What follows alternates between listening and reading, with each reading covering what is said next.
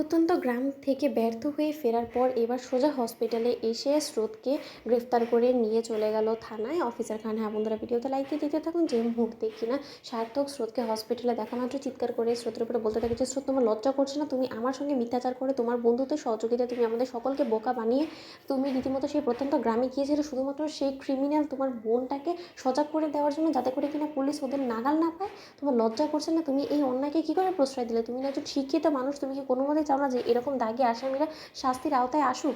ঠিক সেই মুহূর্তে স্রোত বলতে থাকে যে মুখ সামনে কথা বলো সার্থক, তুমি ভুলে যাবে না এটা কিন্তু হসপিটাল, এখানে কোনো রকম কোনো সিনক্রেট করার চেষ্টা করো না। এবং তার থেকে বড় কথা, তুমি কাকে ক্রিমিনাল বলছো বলো তো? তুমি মুখে লাগাম টানো, তুমি ভুলে যাবে না সে কিন্তু আমারও মেজদি ভাই হয় এবং আমার মেজদি ভাই আমার উপরে যা কিছু করো না কেন কিন্তু তাই বলে ওর সঙ্গে আমার যে রক্তের সম্পর্ক আছে সেটা কোনো মতে আমি ছিন্ন করতে পারি না।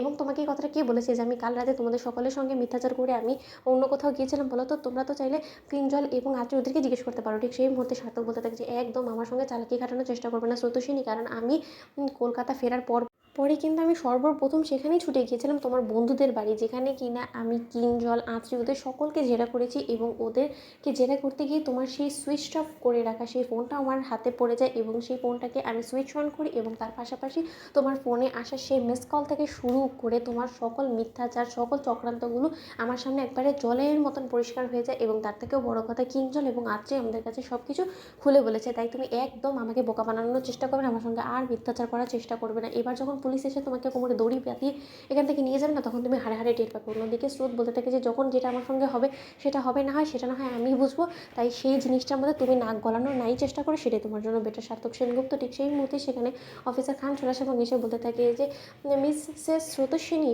এবার আপনাকে আমাদের সঙ্গে থানায় যেতে হবে, ইউ আর আন্ডার অ্যারেস্ট। আর পুলিশের চোখে ধুলো দেওয়ার জন্য এবং মিথ্যাচার করে পুলিশকে গুমরা করার দায় আপনাকে গ্রেফতার করা হচ্ছে। অন্যদিকে একথা বলা মাত্রই স্রোত যখন হাত বাড়িয়ে দেয় অফিসারের কাছে এবং বলতে থাকে যে ঠিক আছে, আমি যখন আপনাদের চোখে অপরাধী তাহলে বরং আপনারা অ্যারেস্ট করে নিয়ে যান, তাতে আমি কোনো রকম কোনো বাধা সৃষ্টি করার চেষ্টা করবো না। অন্যদিকে সার্থকের ভাবি বলতে থাকে যে অফিসার কী এমন করেছে স্রোত? ঠিক সেই মুহূর্তে অফিসার খান বলতে থাকে যে আমরা যে প্রত্যন্ত গ্রামে গিয়েছিলাম সেই দাগী আসামিদেরকে হাতে নাতে ধরার জন্য, আমরা যাতে তাদের অবধি না পৌঁছতে পারি তার জন্য আগের দিনই আপনার পুত্রবধূ রীতিমতো সেই গ্রামে গিয়ে তাদেরকে সতর্ক করে দিয়ে তাদেরকে রীতিমতো পালাতে সহযোগিতা করেছে এবং এরকম দাগী আসামিদেরকে সাহায্য করার দায়ে আপনার পুত্রবধূকে আমরা তুলে নিয়ে যেতে বাধ্য হচ্ছি। আমি আশা করবো যে স্যার আপনি এটার মধ্যে বাধা হয়ে দাঁড়ানোর চেষ্টা করবেন না।